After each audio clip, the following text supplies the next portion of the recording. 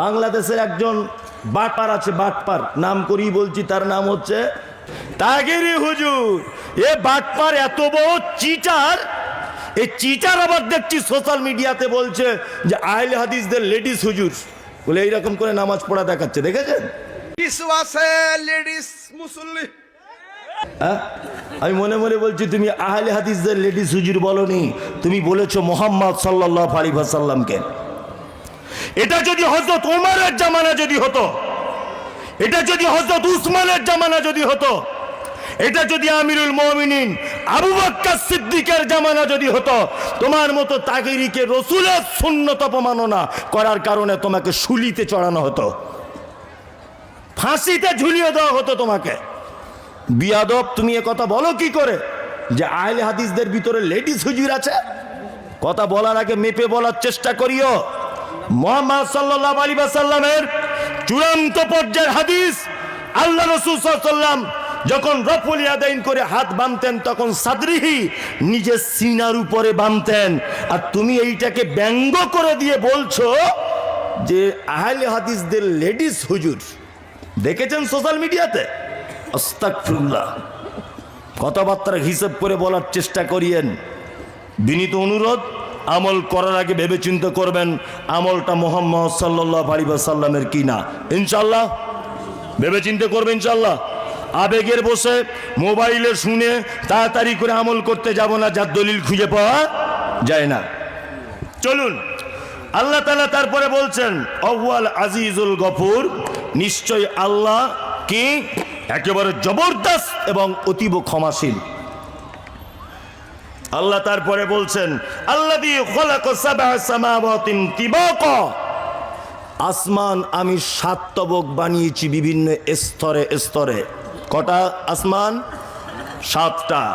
আল্লাহ বলছেন মা তারা ফি খালকির রহমানি মিন তাফাউত, তোমরা কি তোমার রহমানের সৃষ্টিতে কোন রকমের খুঁত, কোন রকমের গন্ডগোল কিছু দেখতে পাও?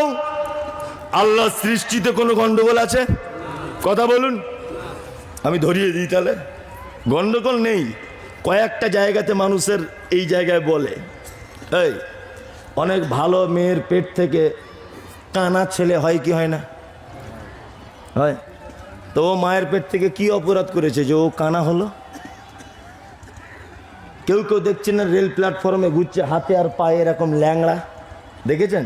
ও কি অপরাধ করেছিল যে ওর এই অবস্থা? এটা জানতে ইচ্ছা করে কি করে না? কেন এগুলো কেন?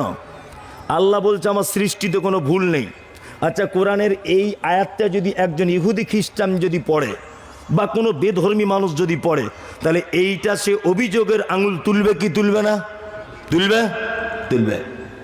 যে কেন স্রষ্টা বিনা অপরাধে মায়ের পেট থেকে ওকে বিকলাঙ্গ করে পাঠালো? প্রশ্ন করার অধিকার আছে না নেই? আছে। একটা কথা মাথায় রাখবেন, সেটা হচ্ছে এই যে মাধ্যমিকের যে প্রশ্ন হয়, 7-এর যে প্রশ্ন হয়, 8-এর যে প্রশ্ন হয়, 9-এর যে প্রশ্ন হয়, 7, 8, 9, 10 পরীক্ষাতে কি একই প্রশ্ন হয় না আলাদা আলাদা হয়? আলাদা আলাদা। প্রশ্ন যদি একই হয় তাহলে বলুন মাধ্যমিক পরীক্ষা বলে আর কোনো পরীক্ষা থাকবে? থাকবে না। নাম্বার 2, একটা কথা মাথায় রাখবেন যে যার পরীক্ষা যত কঠিন তার ফলাফল তত মিষ্টি। মাধ্যমিক পাস করেছে, টোটো চালাও, টোটো টোটো বুঝেন তো? টোটো গাড়ি, টোটো। একটা ছেলে MBBS হয়েছে, ওর ফল খুব মিষ্টি। 4টে রুগী দেখি বলছে 3000 টাকা করে ফি। কি বলছি বুঝতে পারছেন না? তাহলে মাধ্যমিক পরীক্ষা ও যে দিয়েছে, ও যত কঠিন পরীক্ষা দিয়েছে, যে MBBS দিয়েছে ওর পরীক্ষা আরো কঠিন হয়েছে না সহজ হয়েছে? কঠিন। তার মানে বোঝা যাচ্ছে যার পরীক্ষা যত কঠিন তার ফলাফল তত মিষ্টি। যার বেটা বিকলাঙ্গ হয়ে পৃথিবীতে জন্মগ্রহণ করেছে, আল্লাহ তার গার্জেনকে বড় পরীক্ষায় ফেলেছে যে তোকে মৃত্যু পর্যন্ত এই বিকলাঙ্গ ছেলেটা কাঁধে বা কোলে নিয়ে তোকে ঘুরতে হবে। তারপরেও বলতে হবে আলহামদুলিল্লাহ, সমস্ত প্রশংসা কার? আল্লাহ।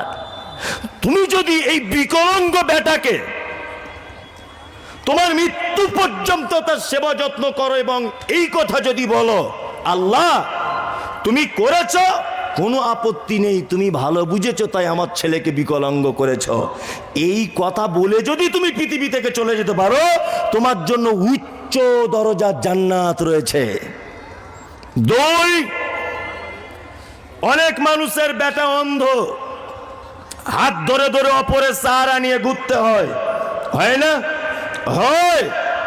তারপরেও সেই লোকটা যদি ধৈর্যশীল হয় আর বলে যে আল্লাহ তুমি আমার চোখ দুটো কেড়ে নিয়েছো, এতে আমার কোনো অভিযোগ নেই, আমার কোনো রকমের তোমার দরবারে আমার অভিযোগের কোনো শব্দ নেই, মুহাম্মদ সাল্লাল্লাহু আলাইহি ওয়াসাল্লাম বলেছেন ওর থাকার জায়গা জান্নাত। তার মানে বোঝা গেল, যার বেটাকে বিকলাঙ্গ করা হয়েছে, যার বেটিকে খোঁড়া ন্যাংরা কানা করে দেওয়া হয়েছে, তার গার্জেনকে কি করা হয়েছে? কি পরীক্ষা করা হয়েছে। তার গার্জেন যদি একটু ধৈর্য ধরে তাহলে কি হবে? কোথায় থাকবে? একদম আল্লাহর জান্নাতে। দুই, এইগুলো করার পিছনে আর একটা কারণ, ভালো মানুষ যাতে শিক্ষা গ্রহণ করতে পারে। রাস্তা দিয়ে চলছি আমি বুক ফুলিয়ে, একজন হাতে পায়ে হেঁটে লোক ভিক চাইতে এসেছে, আপনি তাকে দেখেই সঙ্গে সঙ্গে সেজদায় পড়ে যেতে না পারলেও অন্তত পক্ষে এটা বলুন যে হে আমার রব, তুমি আমায় কত সুন্দর রেখেছো যে আমি হাতে পায়ে হাঁটি না, কি সুন্দর করে আমি পৃথিবীতে চলাফেরা করছি। এটা দেখে একজন মোমেন তার অন্তরে কি হবে? আল্লাহর ভীতি পয়দা হবে। এইরকম সারা পৃথিবীতে যা কিছু করেছেন সমস্ত কিছুর ব্যাপারে শিক্ষা রয়েছে, রয়েছে না নেই? সমস্ত ব্যাপারে শিক্ষা আছে না নেই? আছে। একজন মানুষ দেখবে স্টেশনে একজন অন্ধ লাঠি নিয়ে ঘুরছে, বাপেরা আমার, ভাইয়েরা আমার, মায়েরা আমার, বোনেরা আমার, আমাকে কিছু দাও। পৃথিবীতে যার চোখ নাই তার কেউ নাই, তোমরা আমাকে কিছু সহযোগিতা করো। হাতে দেখবেন একটা ফোল্ডিং সিস্টেম প্লাস্টিকের লাঠি, ওই লাঠিটা দিয়ে আস্তে আস্তে আস্তে আস্তে করে প্ল্যাটফর্মের দিকে এগিয়ে যাচ্ছে। আপনি তার হাতে 5টা টাকা দেওয়ার পরে বলুন যে আল্লাহ কত সুন্দর করে বানিয়েছো, সারা পৃথিবীর সব থেকে মহব্বতের জিনিস সেটা হচ্ছে আমার মা, আমি আমার মায়ের মুখ দেখতে পাই, আমার বেটার মুখ দেখতে পাই, আমি আমার বেটির মুখ দেখতে পাই। হে আল্লাহ, আমি আমার স্ত্রীর কাছে যখন থাকি সে কালো না ধলো, লম্বা না বেটে, খাদা না ন্যাংরা না কেমন, আমি আল্লাহ সেটা দেখতে পাই। কিন্তু এই অন্ধ মানুষটার সামান্য 2টি চোখ তুমি কেড়ে নিয়েছো বলে পৃথিবীর সমস্ত নিয়ামত থেকে সে যেন মাহরুম হয়েছে। সঙ্গে সঙ্গে আল্লাহর প্রশংসা করবেন। আল্লাহ বলছে বান্দারে, আমাকে চাওয়া এবং পাওয়ার, জান্নাতে যাবার একটা বড় মাধ্যম হলো এই যে সারা পৃথিবীর আমার যত সৃষ্টি আছে সমস্ত সৃষ্টি থেকে তুমি আমাকে চিনতে পেরে যাবে। চিনতে পারা যায় কি যায় না? কিছু লোক বর্তমানে নাস্তিক হয় না? এই হয় কি হয় না? হয়। এই কিছুদিন আগে বাংলাদেশের একজন নাস্তিক বার হয়েছিল, নাম বলবো না, ওদের নাম মুখে আনা চরম অপরাধ। নাস্তিক, হ্যাঁ, জিজ্ঞাসা করা হচ্ছে, মানে নাস্তিক তো শুধু নয়, এরকম আমাদের ভিতরে অনেক মানুষ বসে আছে, অনেক মানুষ। ওকে জিজ্ঞাসা করুন, ওই যে বাংলাদেশের সাংবাদিকরা একটা লোককে জিজ্ঞাসা করছে তোমার সৃষ্টিকর্তাকে, তা লোকটা বলছে আমার আব্বা। সাংবাদিকরা মাইক লাগিয়ে জিজ্ঞেস করছে তোমার সৃষ্টিকর্তাকে, বলছে আমার আব্বা। বলছে বলো তো আমাদের নবীজির নাম কি? বলছে কাজী নজরুল ইসলাম।